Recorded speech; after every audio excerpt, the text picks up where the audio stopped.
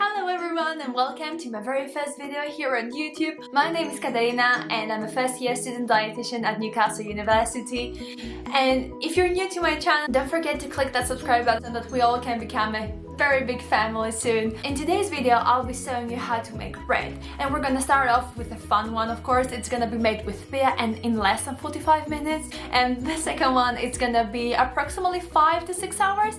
But it's totally worth it and I'm gonna guide you through the whole process and it's going to be amazing. So, without further ado, let's jump right into the video. So let's get started with the beer bread. First, I'm gonna add the flour and also the baking powder and just give them a quick stir. And then you can see I'm building a small castle right in the middle. That's because I want to put my salt on the outside and then cover the salt so that the yeast or the beer won't touch the salt immediately.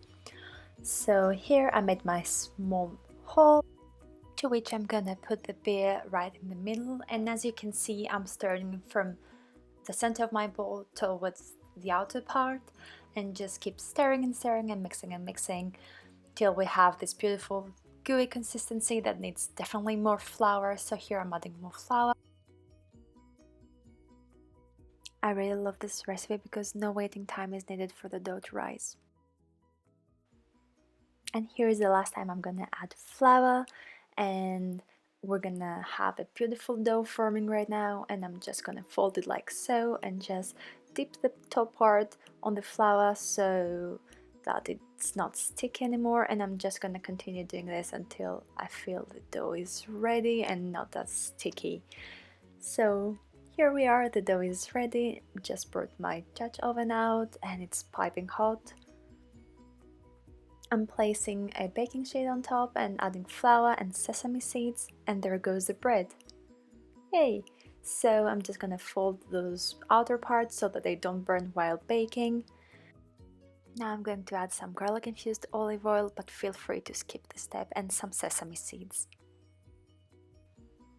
But wait, I want you to feel creative. If you want to put seeds or nuts on top, do it. If you want to put them inside, do it. You can add olives, you can add anything you want, just be creative. Here I'm just adding some texture to the bread because it's gonna look beautiful when it's cooked. And into the oven it goes!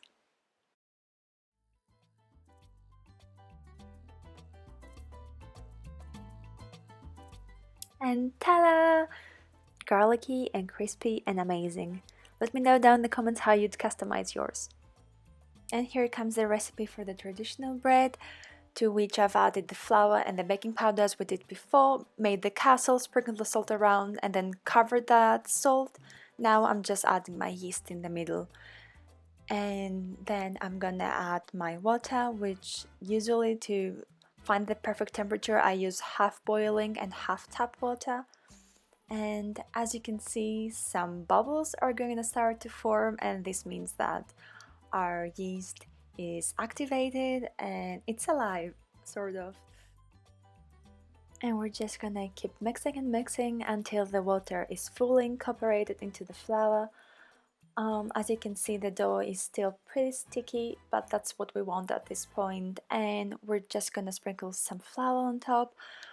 Different flours have different needs, so I cannot give you the exact measurements of how much flour I'm going to use. But at this stage we just want our dough to be wet and to put it in a warm place with a blanket or a towel covering it. Look how jiggly this dough is. Those strings forming means that our yeast has done its job, and now we're just gonna keep swirling it around while adding flour into the mix.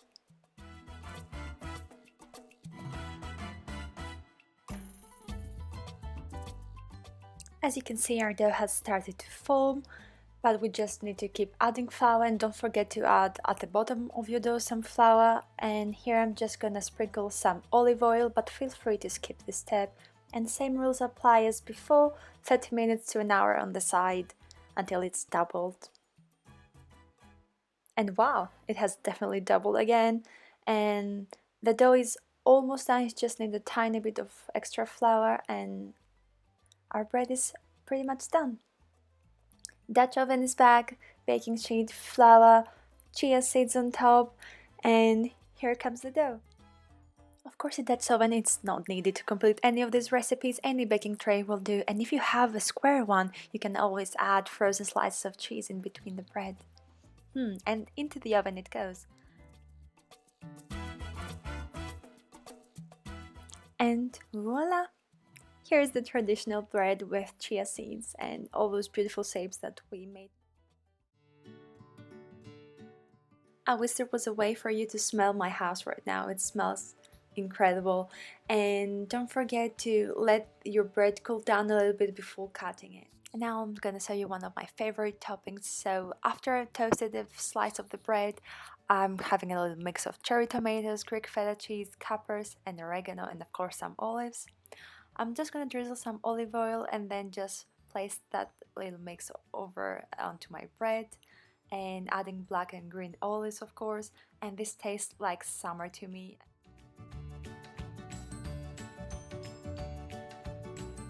Are you done? Are you sure? Okay.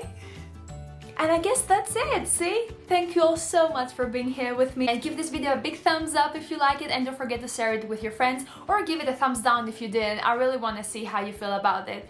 And yeah, leave me a comment down below, let me know what you think and what you loved most or what you want to see next. Don't forget to tag me in any of your photos, make sure to subscribe, and let's all become a big family. Thank you so much for taking the time to be here with me, and as always, stay positive, don't forget to smile, but also be safe. Bye!